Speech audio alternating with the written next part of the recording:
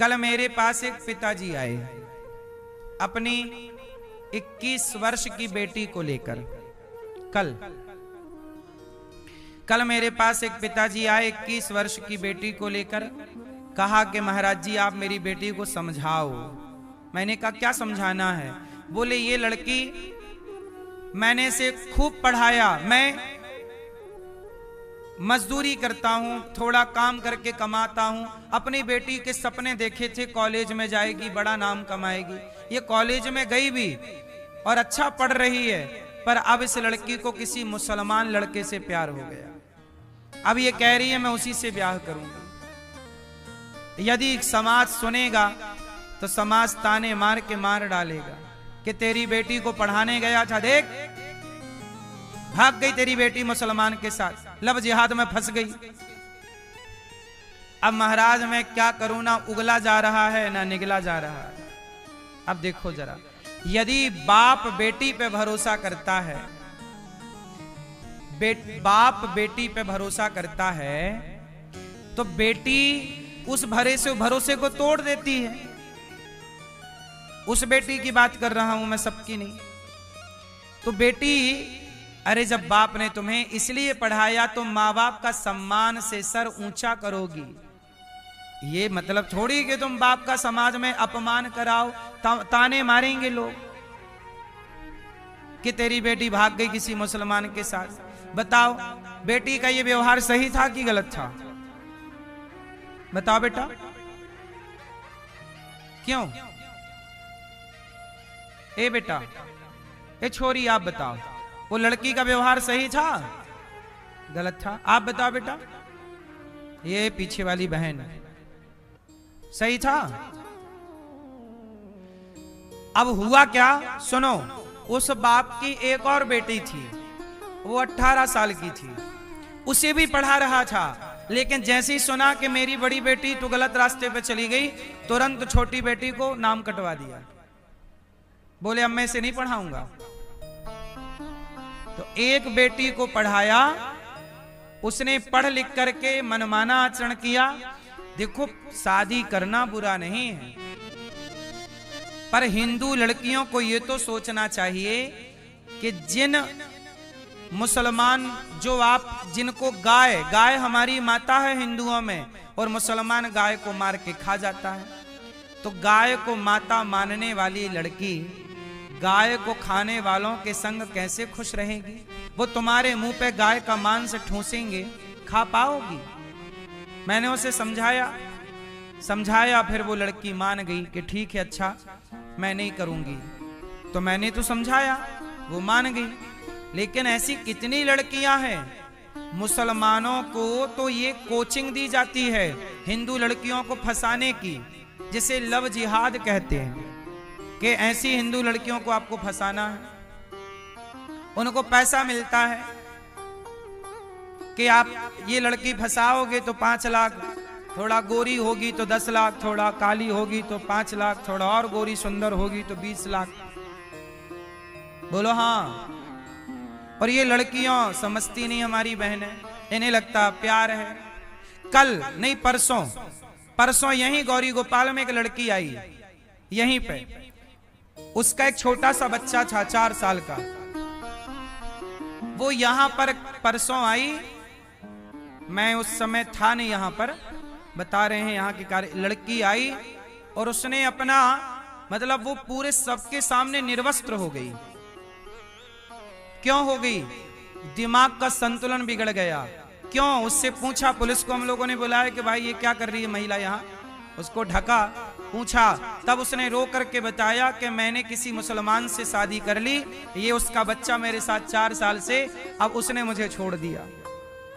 अब जब छोड़ दिया तो इतना टेंशन, इतना तनाव, इतना डिप्रेशन कि उसे यही होश नहीं कि मैंने कपड़े पहने हैं या नहीं पहने। ये है हकीकत लव जिहाद की। उसका देखो, लव जिहाद क्या, तुम्हारे शरीर चिंगम है ना, चिंगम को तब तक चूसा जाता है, मुंह पे रखा जाता है जब तक उसमें रस हो, रस खत्म थूक दिया जाता है। ऐसे ही लड़कियों को लव जिहादी शादी का झांसा देकर, प्यार का झांसा देकर फंसाते हैं। और जब तक स्वाद है जवानी का चूसेंगे, और जवानी का स्वाद उतरते ही थूक देंगे, तुम बर्बाद होती घूमती रहना, या तो बेच देंगे बाजार में। अब वो इस तरह से परेशान थी, इस तरह से डिप्रेस थी, परेशान थी, मनोहाल मनोदशा इतनी बुरी थी कि उसे ये नहीं पता कि मैंने कपड़े पहने हैं या नहीं, और यहीं सबके सामने वो घूम रही थी, वो चिल्ला और रही थी, और उसने कर लिया था शादी मुसलमान से, अब उसने भगा दिया। समाज में क्या चल रहा है, इसलिए कहता हूं हर पिता को, हर मां को थोड़ी देर बैठकर अपनी बेटियों को समझाया करो, थोड़ी देर बैठ करके, चल बेटी कथा सुन लो, चलो बेटा। तुम कई बार कुछ बातें बाप नहीं समझा पाएगा, कुछ बातें मां नहीं समझा पाएगी, कुछ बातें गुरु को समझानी होती हैं, इसलिए गुरु की शरण होती है। जो बात आप लोग खुल के नहीं कह सकते वो हम कह सकते हैं खुल के, हमारा काम ही है खुल के समझाना।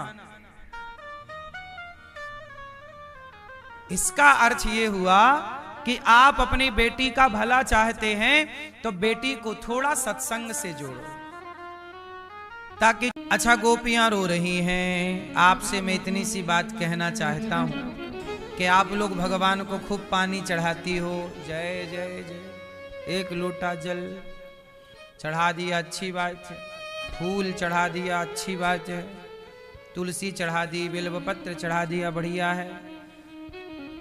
है ना, मिठाई लड्डू चढ़ा दिया, रुपया पैसा चढ़ा दिया, सब ठीक है,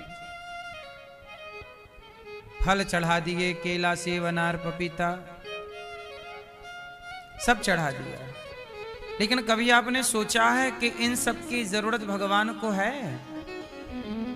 आज लोग बिल्व पत्र ले जाते हैं, तुलसी ले जाते हैं, और भगवान के पास जाके ऐसे फेंक देते हैं। ये लोग माला ले जाएंगे, और माला ऐसे बिहारी जी के मंदिर में जाके कुछ लोगों को हमने देखा, ऐसे माला लेंगे फेंक देंगे दूर से भगवान जी की ओर।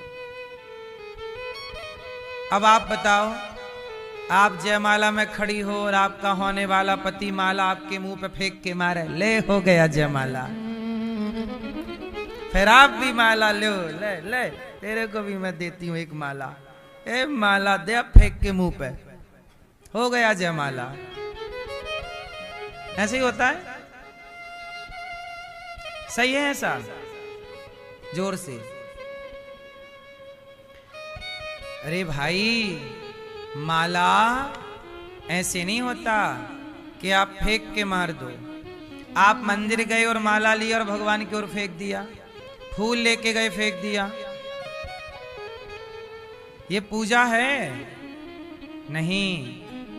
क्या है ये आपने औपचारिकता फॉर्मेलिटी निभा दी, अपना काम पूरा कर दिया, तो फिर कैसे माला पहनाए? ये तरीका जो है ये गलत है। आप लोगों को लगता है कि यही पूजा है, ये पूजा नहीं है मेरी मां, तो फिर क्या है? पागलपन, अज्ञानता। तो सही तरीका क्या है? अच्छा बताओ, भगवान फूल माला के भूखे हैं, रुपया पैसा के भूखे हैं, कि भाव के भूखे हैं? तो भाव से माला चढ़ाओ। अब भाव से कैसे चढ़ाओगे? आओ हम वो माला कैसे भाव से चढ़ाना है, आओ हम भाव की ओर ले चलें। देखो होना क्या चाहिए, सही नियम क्या है? चलो आप लोग जरा सावधानी शांति से पालथी मार के बैठो, रीढ़ की हड्डी सीधी करो, हम आपको बताएं कैसे पूजा करनी चाहिए। सब लोग आंख बंद करो और जैसा जैसा हम कहें वैसा वैसा भाव बनाओ, इमेजिन करो। हमारे संग सब लोग ध्यान करना, मानसिक पूजा करना। अब देखो अभी हम आपसे माला भी चढ़वाएंगे, लड्डू भी चढ़वाएंगे और भगवान का झूला भी आपसे झुलवाएंगे और आप करेंगे सब कुछ। देखो क्या तरीका होना चाहिए। सब तैयार हैं? शुरू करें। सुनो, अब हम आपको ध्यान के द्वारा भगवान के धाम में ले चलते हैं। इसे कहते हैं मानसिक पूजा। अब ये कौन सी पूजा स्टार्ट करा रहा हूं मैं? मानसिक, जिसमें केवल मन काम करेगा, शरीर काम नहीं करेगा। शांति से बैठ जाओ भैया, बैठो और मानसिक पूजा जो हम करा रहे हैं उसकी ओर एक कदम बढ़ो। सब लोग आंखें बंद करो। आंखें बंद करके अब हमारे संग चलो सब लोग यमुना जी। सब लोग ऐसा भाव बनाओ कि हम यमुना जी स्नान कर रहे हैं। सब लोग इमेजिन करो कि हम यमुना जी नहा रहे हैं। स्नान यमुना जी का करके अब हम शुद्ध सुंदर कपड़े पहनकर अब हम बिहारी जी के दर्शन करने के लिए जा रहे हैं। सब लोग चलो, भाव सब लोग बनाओ कि हम यमुना जी स्नान करके कपड़े पहनकर सुंदर अब हम बिहारी जी की ओर चल रहे हैं। यमुना जी को प्रणाम करके अब बिहारी जी की चौखट को प्रणाम करिए। भाव बनाइए कि हम बिहारी जी के चौखट को प्रणाम कर रहे हैं। अब अंदर घुसिए, प्रवेश करिए मंदिर में। भाव बनाइए कि जैसे ही हम मंदिर में गए बिहारी जी का पर्दा बंद था। अब आपने खुलने का इंतजार किया। जैसे ही पर्दा खुला, ये खुल गया। जैसे ही खुला, सामने बिहारी जी विराजे हैं। उनके माथे पर मुकुट है, मोर का पंख लगा हुआ है। भगवान की आंखें बहुत सुंदर कजरारी सी हैं। उनके गाल बहुत सुंदर हैं। भगवान के होंठों का दर्शन कीजिए, मुस्कान है, मानो आपको देखकर भगवान मुस्कुरा रहे हैं। ऐसा भाव बनाइए कि भगवान आपको देख करके मुस्कुरा रहे हैं, मानो आपके आने से प्रसन्न हो रहे हैं। अब जरा उनके कानों के कुंडल का दर्शन कीजिए, उनके गले में पड़ी वैजंती की माला, गले में पड़ा हार का दर्शन कीजिए। अब भगवान के हृदय का दर्शन कीजिए। भगवान के टेढ़े से हाथ, जो हाथ बांसुरी लिए खड़े हैं, उन प्यारे प्यारे छोटे छोटे भगवान के हाथों का दर्शन कीजिए। भगवान की कमर में बंधी करधनी का दर्शन कीजिए। अब भगवान के चरणों की ओर नजर ले जाइए। एक पांव के ऊपर दूसरा टेढ़ा सा पांव बिहारी जी ने रखा है, श्याम सुंदर ने रखा है। दर्शन कीजिए। भाव बनाइए कि आप भगवान को टुकुर टुकुर देख रहे हैं और बिहारी जी आपको भी टुकुर टुकुर देख रहे हैं। बगल में श्री राधा रानी है। भाव बनाइए कि बगल में श्री राधा रानी है और श्री राधा रानी की छवि भी, छटा भी बड़ी सुंदर है। उनके चरण बड़े सुंदर हैं। अब आप बिहारी जी से कहो कि प्रभु आप तो हमसे दूर खड़े हैं, थोड़ा पास आइए ना। अब आप बुलाओ भगवान को। अब आप भाव बनाइए कि बिहारी जी चल करके श्री राधा रानी आपके पास आ रही हैं। अब भाव बनाइए कि आपने उन्हें एक सुंदर से सोने के झूले में बिठाया है। सोने का झूला है, श्याम सुंदर बैठे हैं, राधा रानी बैठी हैं और आप झूला झूला रहे हैं श्याम सुंदर को। अब कन्हैया झूला झूल रहे हैं, आप झूला झूला रहे। भाव बनाइए कि आप प्रभु को अपने हृदय के मंदिर में बिठाए हैं, हृदय के झूले पर बिठाए हैं और मन मंदिर के झूले पर आप भगवान को बिठाकर झूला रहे हैं। तभी श्याम सुंदर ने कहा कि झूला ही झूलाते रहोगे, कुछ खाने को नहीं दोगे।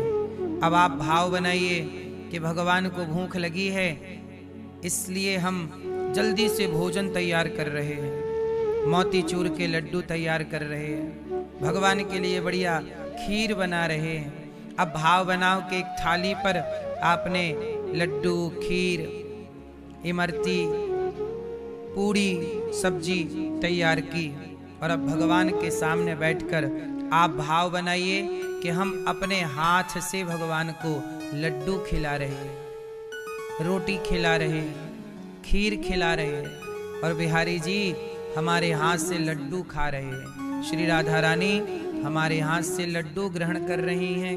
भाव बनाइए, भगवान को भोजन कराइए। भगवान कहेंगे कि लो हमने तो खा लिया, थोड़ा तुम खाओ, तो वो प्रसाद आप पाओ। अब भगवान आए हैं ना, तो उन्हें माला तो पहनाओ। अब भाव बनाओ, कौन सी माला पहनाओ। चलो चलते हैं एक सुंदर से सरोवर में, वहां कमल के पुष्प खिले हुए हैं। उस सरोवर से हम जाएं और कमल के पुष्प ला रहे। भाव बनाइए कि हम कमल के पुष्प ला रहे हैं एक सुंदर से सरोवर से, और हम स्वयं कमल के पुष्पों की माला बनाकर। भाव बनाइए कि हम 2 माला बना रहे हैं, एक श्याम सुंदर को दिया, एक राधा रानी को दे दिया, और कहा कि प्रभु हम आपको क्या पहनाएं, आप ही एक दूसरे को पहना दो। तो राधा रानी श्याम सुंदर को कमल की माला, और श्याम सुंदर श्री राधा रानी को कमल की माला पहना रही है। भाव बनाइए, इमेजिन करिए कि आपके द्वारा बनाई गई माला श्याम सुंदर के गले में है, कमल की माला। श्री राधा रानी के गले में है कमल की सुंदर सी माला। अब भगवान को पुनः झूला में बिठाइए और कहिए कि प्रभु हमें आपका केवट बनना है। जैसे केवट राम जी के पांव धो रहा है, केवट कहता है राम जी पांव धुलाइए, हम आपके चरण धोना चाहते हैं। आप लोग भी जरा इमेजिन कर लो, केवट की जगह आप भी बन जाओ, केवट बन जाओ। कहो हे श्याम सुंदर, हे राधा रानी, हम आपके पांव धोएंगे आज। भाव बनाइए, एक थाल उठाइए, थाली लोटे में जल भरिए और आप धोइए ना जरा पांव। भाव बनाइए कि हम श्याम सुंदर के सुंदर कोमल चरण, राधा रानी के सुंदर कोमल चरण पकड़कर उनके चरणों को धुल रहे हैं, और जैसे केवट धुल रहे हैं हम भी केवट बनकर चरणामृत पी रहे हैं। चरणों का धौमन जल हम ग्रहण, भाव बनाइए हम वो चरणामृत ग्रहण कर रहे हैं। अब भाव बनाइए कि आप शबरी बन जाइए थोड़ी देर के लिए। जैसे शबरी राम को जूठे बेर खिला रही हैं, आप भी भाव बनाओ कि आप भगवान को अपने हाथ से सुंदर सा सुंदर सुंदर फल प्रभु को दे रहे हैं। आपके हाथ से भगवान फल खा रहे हैं, केला खा रहे हैं, सेब खा रहे हैं, बेर खा रहे हैं। भगवान आपके हाथ से हर वस्तु ग्रहण कर रहे हैं। अब भाव बनाइए कि आप भगवान को प्रेम से पुनः झूला झूला रहे हैं। अब भाव बनाइए कि प्रभु कहो कि हे श्याम सुंदर, जब आप त्रेता में राम बने तो आप मुझे राम का दर्शन कराइए ना। आप कैसे लगते थे त्रेता में, तो जो श्याम सुंदर और राधा रानी झूले पर हैं, भाव बनाइए कि अब वो राम और सीता के रूप में परिणित हो गए, प्रकट हो गए। आहा हा, आपने दर्शन किया।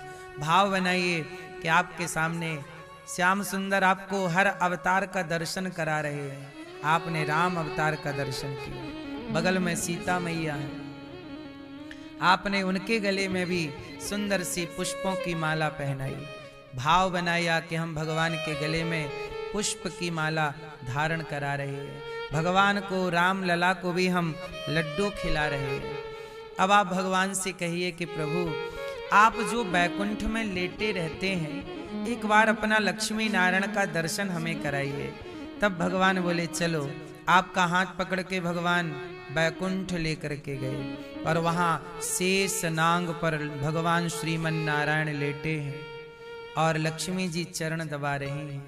अब आप भगवान का यह स्वरूप का दर्शन कर रहे हैं। भगवान श्रीमन नारायण लेटे हैं, लक्ष्मी जी चरण दबा रही हैं। तो एक पांव कौन दबा रहा है? लक्ष्मी जी।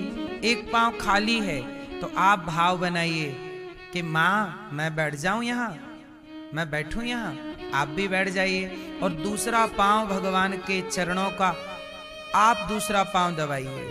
एक पांव लक्ष्मी जी, एक पांव भगवान श्रीमन नारायण के आप चरण सेवा करिए। भाव बनाइए कि बैकुंठ के पति भगवान श्रीमन नारायण के हम चरण सेवा कर रहे हैं और भगवान हमें टुकुर टुकुर देख रहे हैं। अब हमें भगवान श्रीमन नारायण में ही राम का, कृष्ण का, नरसिंह भगवान का समस्त अवतार प्रकट हो गए। हम भगवान के सारे अवतारों का दर्शन कर रहे हैं और तभी हम भगवान से प्रार्थना करें। अब आप सब लोग हाथ जोड़ लो और मेरे संग छोटी सी प्रार्थना करो। बोलो, हे श्रीमन नारायण, हम पापी हैं, अधम हैं, नीच हैं, दुष्ट हैं, खल हैं, कामी हैं। हे श्याम सुंदर, हे रघुनंदन, हे दीन बंधु, हे दीन दयाल, माना कि हम पापी हैं, पर जैसे हैं हे नाथ हम आपके हैं। हे प्रभु, हमें स्वीकार कीजिए। हे नाथ, हे श्रीमन नारायण, आपके सिवा हमारा कोई नहीं है। आप ही हमारे माता हैं, हमारे पिता हैं। हे प्रभु, संसार में आकर हम भटक गए हैं। यहाँ के लोगों को अपना मान बैठे हैं। हे नाथ, हमारे अपने तो आप हो। इसलिए हे श्रीमन नारायण, मैं आपको भूल भी जाऊं पर आप हमें ना बिसारिए। हे नाथ, हमें ना बिसारिए। हे श्रीमन नारायण, मैं आपको कभी भूलूं नहीं। श्रीमन नारायण चरणौ शरणम प्रपद्ये, श्रीमते नारायणाय नमः। हे प्रभु, सदा आपके चरणों में मन लगा रहे। सदा ये शरीर आपकी और आपके भक्तों की सेवा करता रहे। हे प्रभु, हम आपके हैं, जैसे भी हैं। हे नाथ, हमें स्वीकार कीजिए। हरिः शरणम, हरिः शरणम, हरिः शरणम।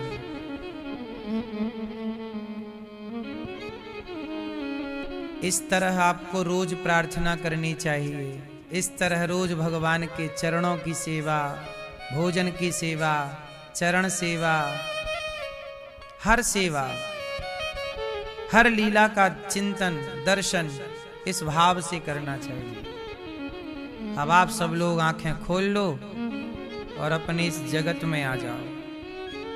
अभी देखो, आपने भगवान को माला, अब देखो एक तरीका ये है कि माला उठाओ और भगवान जी की तरफ फेंक दो, ये है ना। लेकिन एक तरीका ये है कि आपने इस तरह से ध्यान किया।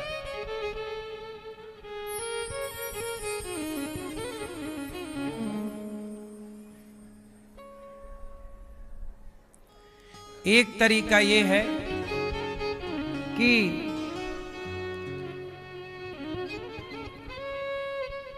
आप फूल फेंक के मार दें भगवान को, और एक तरीका ये है कि ध्यान ऐसे करें कि भगवान, अभी आपने ध्यान किया तो बताओ, भगवान का ध्यान किया तो माला पहनाए कि नहीं? बोलो हाँ।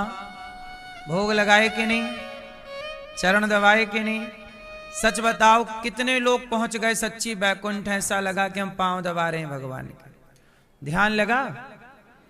इसी को कहते हैं पूजा। यही है भक्ति।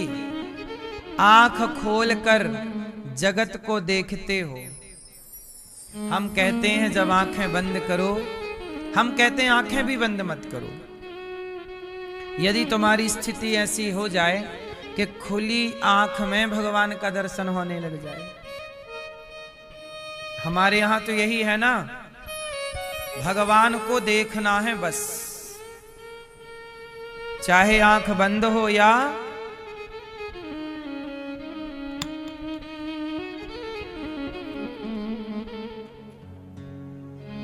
आंखें खुली हो या हो बंद, दीदार प्रभु का होता है।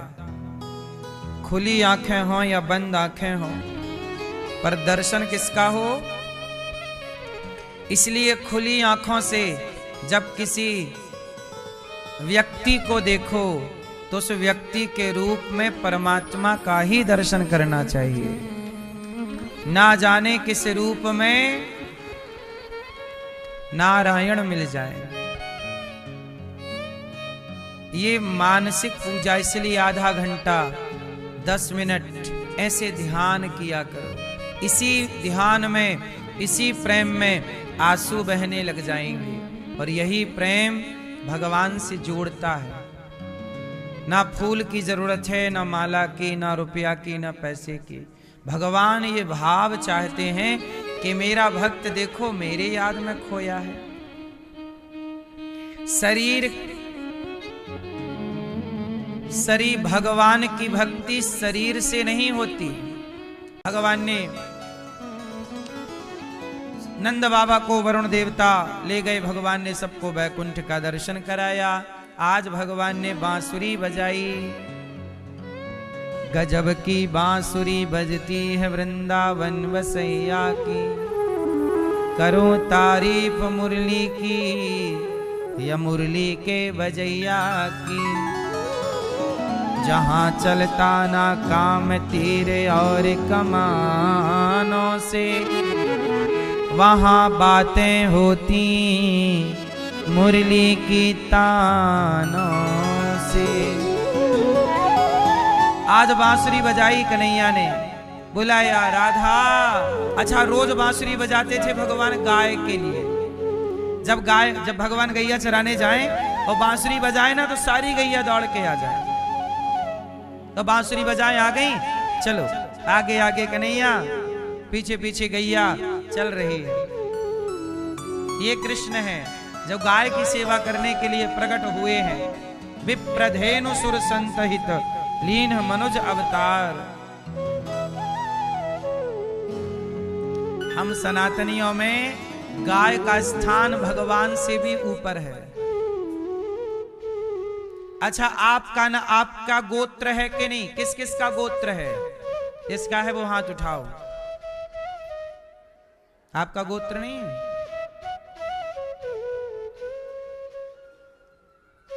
क्यों, आपका गोत्र नहीं है बेटा?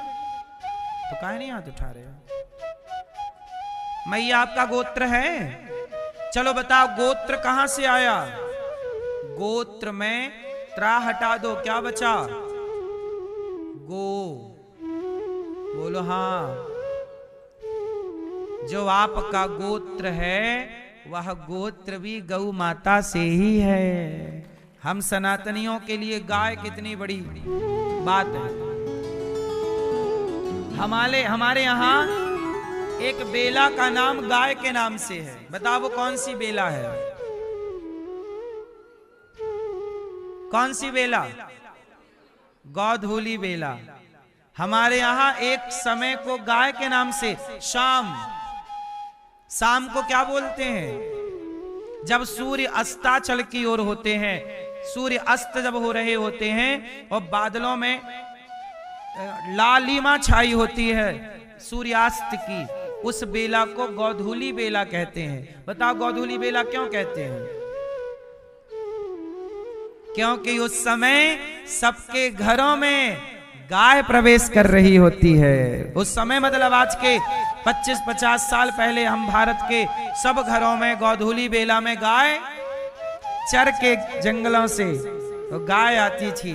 तो उस बेला का नाम गौधूली बेला है। इतना स्थान गाय का।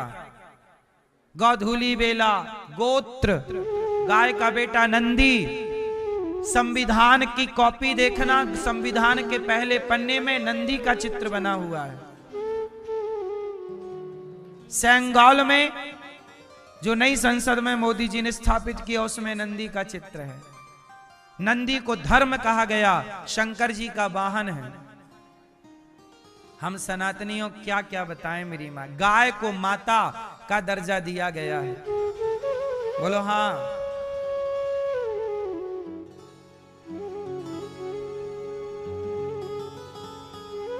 जीव हत्या तो किसी भी जीव की हत्या ना हो, पर गाय तो हमारी माता है। हम तो गाय की सेवा करते हैं। मर के जाएंगे, भगवान पूछेंगे, कहो अनिरुद्धाचार्य तुम भारत से आए हो? जी प्रभु आए हैं। तो गौ हत्या हो रही थी, तुमने क्या किया? प्रभु हमने तो सरकारों से कहा था ना करो, मोदी जी से कई बार अपील की कि गौ हत्या रोक दो, अब मोदी जी नहीं रोके तो हम क्या करें? और हम तो गौशाला में गाय की सेवा करते रहे हैं। अब पूरी जवाबदेही फिर मोदी जी की है कि काहे नहीं रोक रहे हैं गौ हत्या। भगवान फिर मोदी जी को ही पकड़ेंगे। आओ तुम कोपचे में बताओ, तुम प्रधानमंत्री थे, काहे नहीं गौ हत्या बंद किए? क्यों भाई? सवाल हमसे भी पूछा जाए और यहां जितने लोग हो ना, आप सबसे पूछेंगे भगवान, क्यों भैया गौ हत्या हो रही थी तब तुम कहां थे? लोकेशन दो अपनी, क्या कर रहे थे? कुछ नहीं। आप कहोगे नहीं कुछ नहीं, हम तो देख रहे थे तमाशा। आओ फिर तुम्हें भी तमाशा बनाएंगे। तो हम तो देखो गौ हत्या के लिए बोल भी रहे हैं। मोदी जी से प्रार्थना है कि मोदी जी गौ हत्या बंद कर दीजिए। आप सब भी बोल दीजिए एक बार, ताकि जब जाओगे भगवान से कह तो पाओगे कि हमने भी बोल दिया था मोदी जी को।